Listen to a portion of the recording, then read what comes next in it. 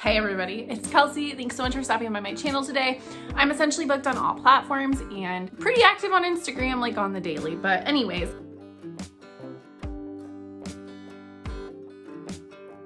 I am super excited because today is the 5-star prediction follow-up. There is going to be the card linked above for the first video I did. This is in connection with Lindsay's Little Library and Sarah's Nightstands.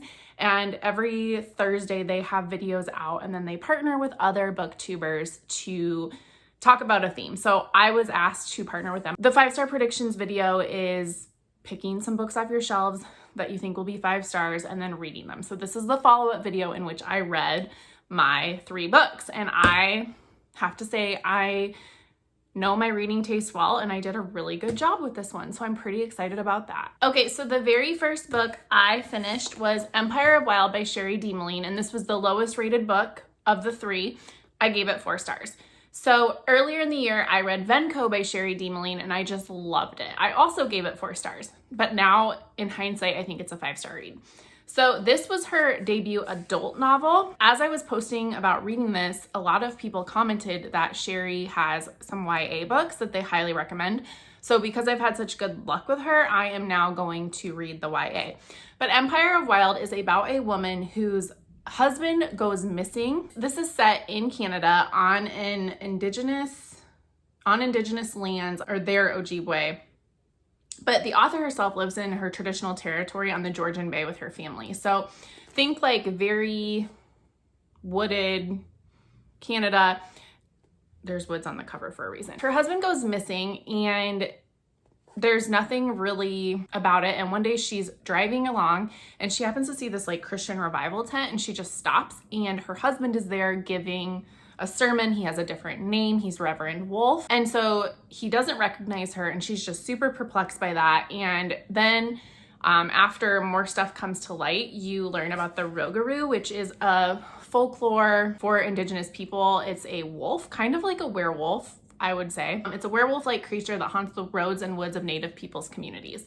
And so a lot of times, like as you're growing up, people would say if you're being naughty or whatever, watch out, the Rougarou will eat you. And it turns out her husband is possessed by a Rougarou. And so you kind of follow her as she's trying to figure out how to cure her husband. And it is just such a fun ride. And what I like about her writing is it's raw and gritty and triggering and just beautiful. And she doesn't really hold back. There's a lot of cursing. There's some swearing. This one has undertones of like Christianity and how it can be used as a tool for a lot of harm, which is very true, and how these Christian missionaries are preying on Native people to ultimately get some business interest through. So that's kind of an underlying story. And then there's the folklore with the Rougarou, so it's magical realism too. And she's easily one of my favorite authors. I have been so pleased by what I've read by her this year that I will continue to read what she writes. And then the next book I finished was The Heart's Invisible Furies. This is a huge book and it took me most of the month. It wrecked me. In every way, shape, or form, it wrecked me. This is about Cyril Avery, and he is adopted at birth by 2 parents who could care less about him and are just super strange, quirky people. It starts with the perspective of his birth mom at the beginning, and then you go through his life in vignettes. So there's just chunks of his life, and this man is, he's just such a hug. And he's gay and lives in Ireland, and at the time, that's a crime. You can be murdered for it, whatever. So terrible things come into his life. He's just trying to figure out who he is, but he lives in a place that he cannot be who he truly is. And so you kind of see like his sexual escapades, and then you see him 10 years down the road when he's fled the country after a horrible event. You see him with like lovers and his long-term partner. It goes to the AIDS crisis. It's so good, you guys. There's so much found family, persistence. Just this man is one of my favorite characters. There were so many times I'd finish a part of his story. Like there would be, usually the vignettes would end with something traumatic or intense and you wouldn't get details about that. And then it would fast forward 10 years and you're kind of seeing how those played out in his life at that current time, which I think is just a really clever structure. Like, you do see a lot of big things that happen to him in detail, but you also don't. And then you fast forward and are suddenly just trying to figure out what happened, how that's affected him. Especially the scenes about AIDS, and that part will just stick with me forever. So much found family, so many quirky characters. For this being such a dark and heavy book, there's also so much light and so much joy and just, I don't know. I will be thinking about this book forever. I loved it so much. And if I wasn't clear, that was clearly a 5-star read. And then the last 5-star read of this video is The House in the Cerulean Sea, which is weirdly a flight pick to this.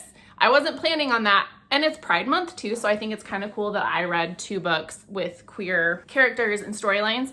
The House in the Cerulean Sea is about Linus, the dearest social worker, who is tasked with going to an island to write a report on this orphanage for magical children. And these children are quirky. They all have dark undertones. One is the Antichrist. And I have not laughed out loud from a book so many times as I have with this book. The kids are super funny and they just throw Linus for a loop constantly. And he is trying to do everything by the book, trying to be the most above board social worker, not fall in love with these children and not fall in love with the guy who runs the orphanage. And watching him like crumble in his hard shell, he's not really a hard shell person, but he's just so by the book that he doesn't understand it's okay to be human. It's just super funny. And there's just, the kids make me giggle. Chauncey, he's like this like kind of like Vision Monsters Inc. type monsters, but more of a jellyfish. He wants to be a hotel like porter and he is so funny. I loved them all. This book is a hug in a book and I am super mad it took me so long, but I do think the hype scared me because I didn't want to read it and not love it like everybody else does, but holy cow. I love this book so much. It's so good. And now I'll read everything he writes. I have a friend who actually just met him for a Midwest Booksellers Conference, and she said he's just like a delight of a human being. And yeah, I'm like next level excited to continue reading his books and to discover more of his backlist. I don't know, you guys. I'm just like trash for all the books I read for this 5-star prediction vlog, like all 3 of them. So great. So thank you so much to Lindsey and Sarah for inviting me along on this journey, for letting me read 3 books off my shelf, which is one of my big goals this year. One of them is Book of the Month. Also awesome. I'm just super excited about all of these and that I have some new favorites. So until the next video, I will see you. There will be another video coming up on Sunday. It's Thursday when this will go up. So I will see you in that video and have a great day, everybody.